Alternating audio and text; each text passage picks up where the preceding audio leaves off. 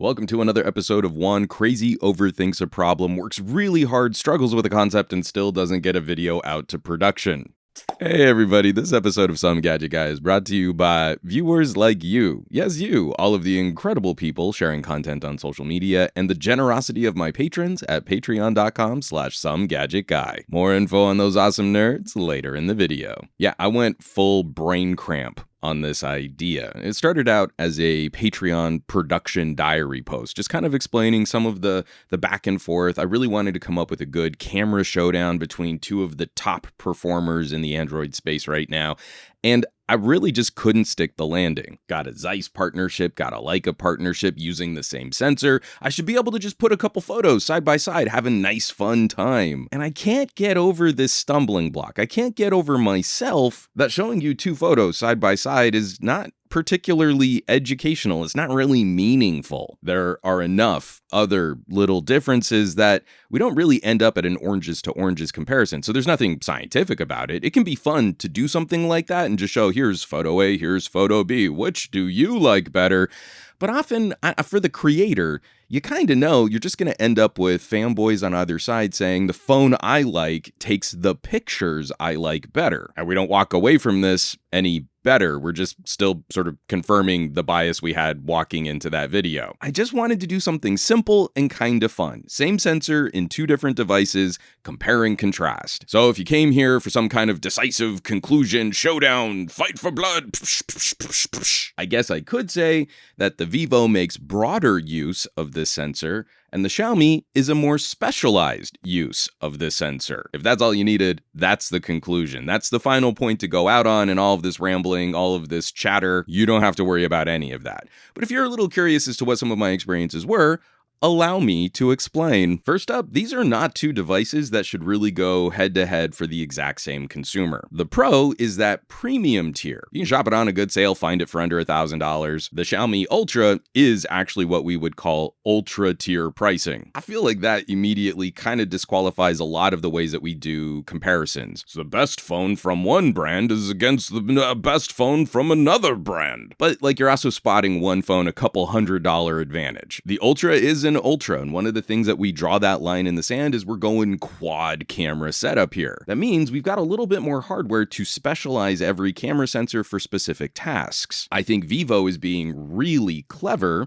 on the X200 Pro with only a triple camera sensor. We have to do a little bit more with every piece. In terms of quality, these are both top tier performers. Both use this sensor to great results. You're going to get excellent images out of both of these phones. But they're making different claims and they're positioning different solutions in ways where one tool might be better for a certain kind of photographer than another. This is where we immediately have to get out of this idea that the entire global market of mobile smartphone consumers are so bottom barrel that all they do is pull phone from pocket, push shutter, and put phone back in pocket. If that's legitimately your shooting style, then you should absolutely be buying A-series devices. You're not going to get anything out of this hardware. If I put a mirrorless camera in my auntie's hands, this is a better camera, right? She should be able to take better pictures. This isn't holding my hand more and doing more thinking for me to arrive at a better photo. It's actually giving me the tools that I can use to express the image I have in my head. You can shrug off phone cameras as just being the lowest level point and shoot experience, but then you're missing how these new tools, these new pieces of hardware, give me better tools to express the image that I have in my head, which is also just part of the conversation that keeps cropping up. And you'll have to pardon that this is going to have little mini tangents and rants associated with it. But getting a meaningful comparison between these two phones is very difficult. First of all, I just hate that gimmick of side-by-side photo comparisons. I put two phones side by side and I push the shutter button on each and one phone seems to be better than another. The differences in view and composition are pretty significant when you have two phones side by side, which means if you've got a rig, and then we've seen some of these creators that will do 3 or 4 or 5 phones, it looks so crazy. Oh, they're working so hard to give you great comparisons, but there is no way that every single photo was exposed for and composed with the same care. Those little differences can stack up. Here are two photos of a Christmas tree. Photo A, photo B. Which phone took the better photo? I like one of those photos better than the other, and you probably like one of those photos better than the other, except for the fact that that was the same phone. All I did was shift the frame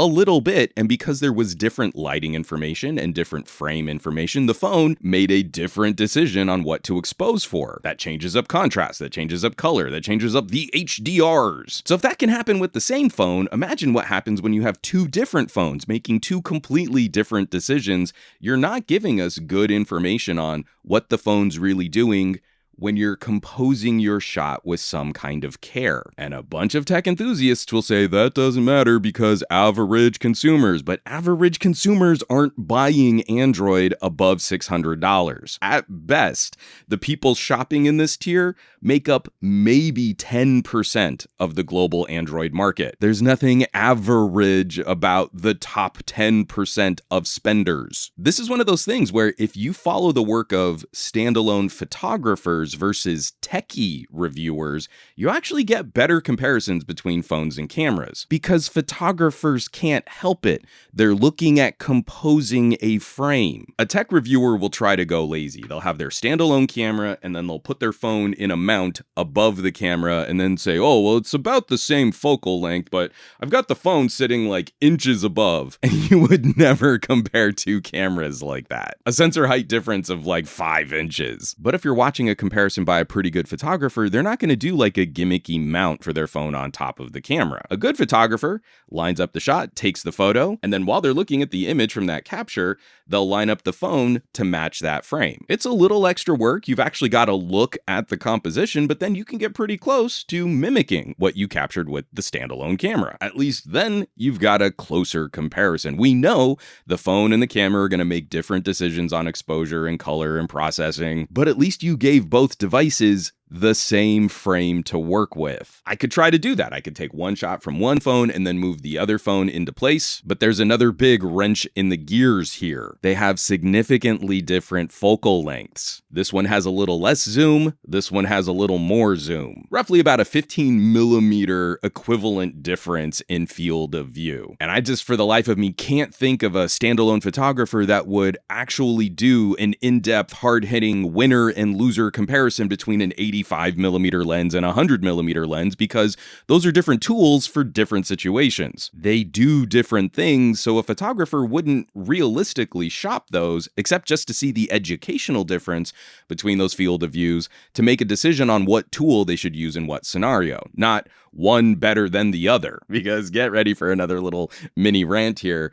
How many times have you seen a tech reviewer hold up a phone and they take a photo with the ultra wide, the wide, and then the telephoto, and then they go back over those photos and they show you the samples and they say, oh, and look, as I change from sensor to sensor and I change the field of view, the colors get different and the exposure is different. And why can't it all match? Because it doesn't look like it's coming from one sensor. This is not good photo processing. Anytime you hear a techie reviewer say something like that, what they're telling you is they don't understand metering. They are a mediocre photographer, and I think you should believe them. When we significantly change the field of view, we should see significant differences in how a camera decides what to expose for and how to process a JPEG. How do we know this? Because that's exactly what standalone cameras do too. I take this cute little Lumix I've got here and put on a really nice zoom lens. I stage it on a tripod. I control for the lighting. It's the same sensor. It's the same lens. I'm using the same auto processing mode. I'm taking a photo of my little stuffed dog Rex over on the bookshelf. Both times the autofocus is correctly identifying the subject as the stuffed dog. So it's the same subject, the same lens, the same sensor. Everything is the same. So why is it that when I take a wider photo and a more zoomed in photo that the exposure is different and the colors are different? Because that's what happens when you change the field of view. And I'm only changing the field of view here by about a 20mm difference. So if we're holding these two phones up, they're using the same sensor, but there's about a 15mm difference in equivalent focal length. We should expect significantly different decisions being made in that final image output. It really is such a hack thing thing to do. Oh, I did the ultra wide in the telephoto, and why aren't the pictures more similar? And that's when you're using different sensors on top of different focal lengths. Of course, they should be making different decisions into the final output of that photo. If you want to get really nitpicky on a lot of those channels that stage comparisons like that, it always seems to be that's a criticism that's really levied against phones that are less popular. The more popular a phone is, the more we overlook maybe a slight difference in white balance between two camera sensors. Oh, but on a phone that's less popular with my audience, oh, this is a big concern that when I have a totally different field of view that the photos aren't exactly the same. That's totally hack. They should be better. I suppose I should probably actually get back to these two phones. These two companies are making very interesting decisions, approaching very different price points. But both of these do a handy job of showing us just how far behind North America has fallen to the rest of the world in camera technology. The Vivo is doing something really interesting where its telephoto sort of slots in between the medium telephoto and the long telephoto of the Ultra. This one sensor is pulling double duty. It's covering a wider range of uses, but it's not covering that entire range, as well as two separate camera sensors from Xiaomi. In terms of efficiency and keeping prices in check, that is remarkable. In terms of total practical output and coverage for different situations, maybe we'd want to spend a little bit more on an Ultra. See, that's how it comes down to each individual shooting style. When it comes to the Xiaomi, this telephoto is a telephoto sensor. That is its main purpose, is to give you zoom and then to give you even more crop zoom on top of that. So we start with the longer focal length, it's naturally already zooming further out there. But the Vivo Pro doesn't have that medium tele, so it starts a little bit shorter, but Vivo has included an impressive lens assembly on that telephoto, which allows it to focus even closer. If anyone's caught my videos in the past, I really haven't been much impressed with ultra-wide macro photos. I think you have to get way too close to your subject. Most of the time you're blocking the light, and you get that really extreme kind of optical distortion on your subject. But if you move the macro capabilities over to a telephoto, you can't get physically as close, but the lens is still going to focus closer. You do a much better job of highlighting your subject and blurring out the background.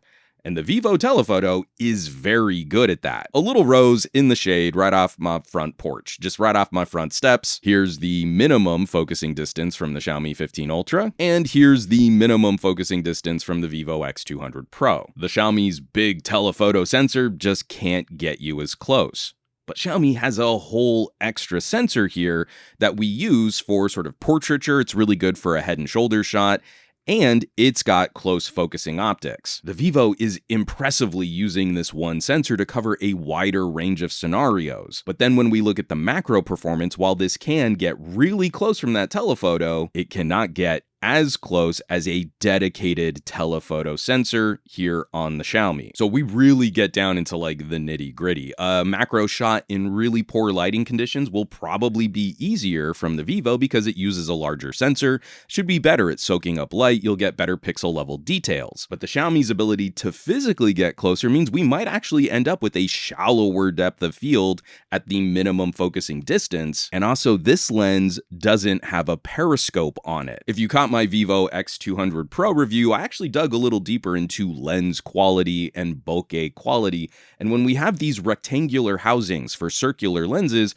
it can do some really funky things to our bokeh. It can sometimes make busier backgrounds look a little edgier or a little sharper. It can make that bokeh look a little unpleasant. But if you're a nut for macro photography like I am, and your Flickr feed is just peppered with tons of flower photos, you won't have those kinds of issues with well-lit macro photos when you just have a circular housing around a circular camera lens. So that's what's fun. That's what's kind of exciting about really testing out two different implementations of the same technology. This sensor is a remarkable piece of optical hardware. The telephoto sensors in both of these phones are bigger than the main camera sensors, the main wide sensors in phones like the Galaxy S25 Plus. It gives us more room. We can do a bit more with it. We can use it in more challenging lighting conditions. These telephotos get really good at doing things like taking indoor candid photos. You see two family members going in for a hug. It's a dim, cozy lit, warm living room. That's not a lot of light. You don't want the phone to do a long night mode exposure, but these telephoto sensors can soak up more light, give you that faster shutter speed, and get a really clear shot. It genuinely cannot be that showdown conclusive which phone is the better phone? These two companies are approaching the same tech from very different perspectives. Even when we're giving these companies the same bits, they're still finding ways to be competitive, do different things, approach different consumers, and end up with different results. Each of these phones has a unique vibe that might suit you better, and that's where your personal preference comes into play. And thank you for coming to my rambling diatribe of a tech talk. I really had some fun kind of chatting this out with my patrons because my brain cramped really hard, and they were really helpful in coming up with some ideas, ways to broach this topic. I still get to show some fun photo samples from two of the best camera phones on the market, maybe produced ever in the history of Android devices, and I get to complain about other tech reviewers going lazy on really good cameras. It's a win-win-win. But I really do. I love digging into this stuff. I'm almost through collecting all my samples for my Xiaomi 15 Ultra camera review. I've got a deep dive on the X200 Pro that you can check out where we talk about things like lens quality and bokeh and optics. Folks who are a bit more curious than just pull phone from pocket and push shutter for HDR better colors. There are a few channels out there that like to dig a bit deeper than that, and those are the folks we like to chat with the most. As I'm digging through all of this stuff, the folks who get to see the results of my testing and reviewing first are, of course, my incredible patrons. All the folks over on patreon.com/SomeGadgetGuy. This list of names scrolling by on your screen right now, a huge thank you from the bottom of my heart. These are the people that are helping to keep the lights on here in the Gadget Lab. They get exclusive access to the full-length camera deep dive videos, and they've been so helpful in coming up with good ideas for future topics and future videos and future editorials. Literally, none of this would be possible without their generosity and their support and contributions. They're basically the coolest tech pals in the universe. So I hope you'll check them out. I hope you'll consider joining the team at patreon.com/SomeGadgetGuy. Now, you know where you can find me across the rest of the internet at SomeGadgetGuy, basically everywhere. But these days, I'm trying to spend a bit more time on the Mastodons, a little on the Blueskis, and a lot less so on the Facebooks, the Threads, the Instagrams, and none at all on that dumpster fire site. And I will catch you all on the next comparison of sorts.